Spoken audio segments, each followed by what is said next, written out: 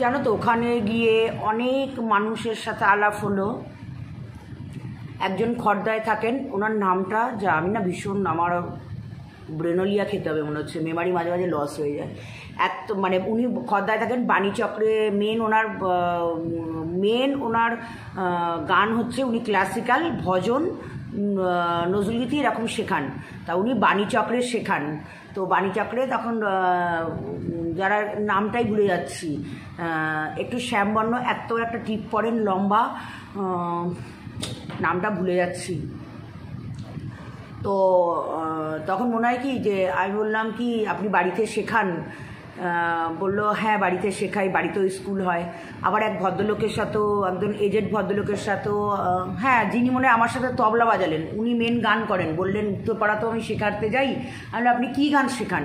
কারণ পার্টিকুলার শুধু রবীন্দ্রসঙ্গীতের, আমার রবীন্দ্রসঙ্গীতের গলাও না, আমি পার্টিকুলার শুধু রবীন্দ্রসঙ্গীতের গান ভালো লাগে করি, কিন্তু পুরোটাই রবীন্দ্রসঙ্গীত। আমার সব ধরনের গান ভালো লাগে। সত্যি কথা বলতে কি আমি ছোটো থেকে একটু নজরুলগীতিটা বেশি পছন্দ করতাম। আর এখন তো যেহেতু স্টার মেকারে একটু প্র্যাকটিস করি, সেই জন্য আধুনিকগুলো গাই। যদিও আমার বেসিক্যালি আমার ফোক সং এখন বেশি ভালো লাগে। তো কারণ আধুনিকের সফট গলা দরকার, যেটা আমার না, আমার একদম ফোক সঙের গলা। তো হয়ে গেছে, এখন চিৎকার করে করে হয়ে গেছে। কিন্তু ভালো লাগে সব ধরনের গান গাই।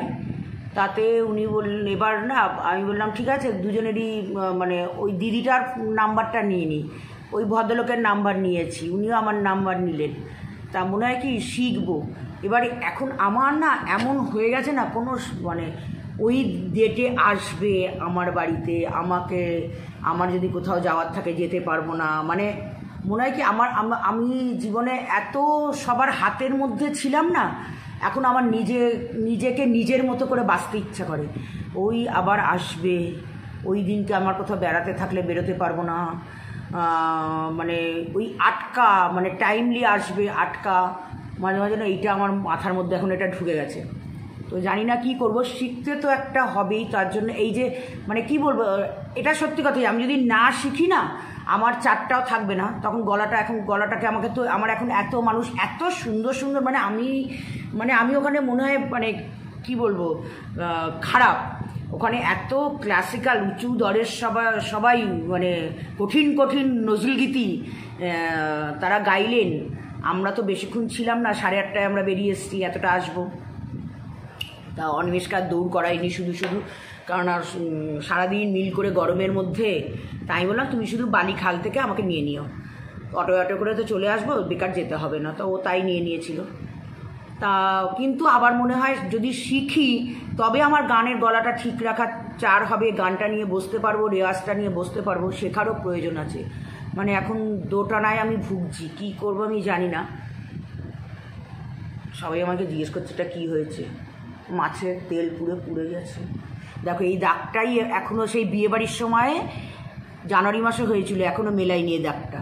আর এটা কবে মেলাবে জানি না। এবার যদি বলে কেউ এটা কি হয়েছে, বলবো এটা জরুন। তো যাই হোক, আমি এসে বসে আছি, বেরোই না তো, বাইরের এই গরমটা, আজকে আবার গরম অস্বাভাবিক। বসে আছি, অনিমেষ চলে গেল, রুটি বললো আজকে তোমাকে আর রুটি করতে হবে না, আমি নিয়ে আসছি। জানে আর পারবো না আমি, আমি জানি আসলে একবারই চান ঠান করবো, করে খেয়ে দিয়ে ঘুমাবো।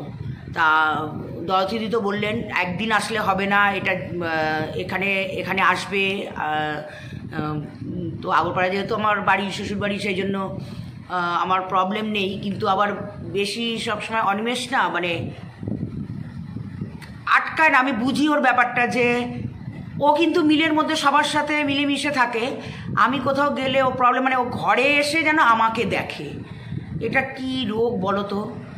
মানে ঘরে এসে ওর খুশি, ওর বউ ঠিক থাকবে, বউ ভালো থাকবে, এসে দেখবে। আরে আমারও তো একটা জীবন আছে ভাই, সারাদিন আমি একা এখানে থাকি। আমারও তো এই গান বাজনা, আমি তো মানে কোনো গসিপ করছি না, বাজে কাজে যাচ্ছি না, আমারও তো ইচ্ছে করে। কিন্তু ওর মানে আজকে কী বলছে জানো, তোমার হারমোনিয়ামটা নিয়ে যাবে না? আমি কেন, আমার হারমোনিয়াম নেই। তুমি কি অন্যের হারমোনিয়ামে গান গাইতে পারবে? তোমার হারমোনিয়ামটা নিয়ে কী মানে বোকা বোকা প্রশ্ন, মানে মানে কী বলবো, মানে কী করে আটকাবে সেই চিন্তা করে। তারপরে এটা বুঝলাম যে ও ঘরে এসে ঘর শূন্য দেখতে পারে না, ওর বউ ঠিকঠাক আছে কি না, ওর পুষিরা ঠিকঠাক আছে কি না। ও ঘরে এসে ওটা যদি ওর বউ না থাকে ওর মাথাটা খারাপ হয়ে যায়। আমি বললাম আমি কি তোমার বাড়ির কাজের লোক নাকি? বলছে যা মনে মনে, আজকাল না খুব টেরা উত্তর দেয়, বলে যা মনে করবে তাই। তুমি তো নিজেই জজ, নিজেই বিচারক, নিজেই প্রশ্ন করো, নিজেই উত্তর দাও। আমি আর কি উত্তর দেবো? তুমি প্রশ্ন করলে তুমি উত্তর দিলে।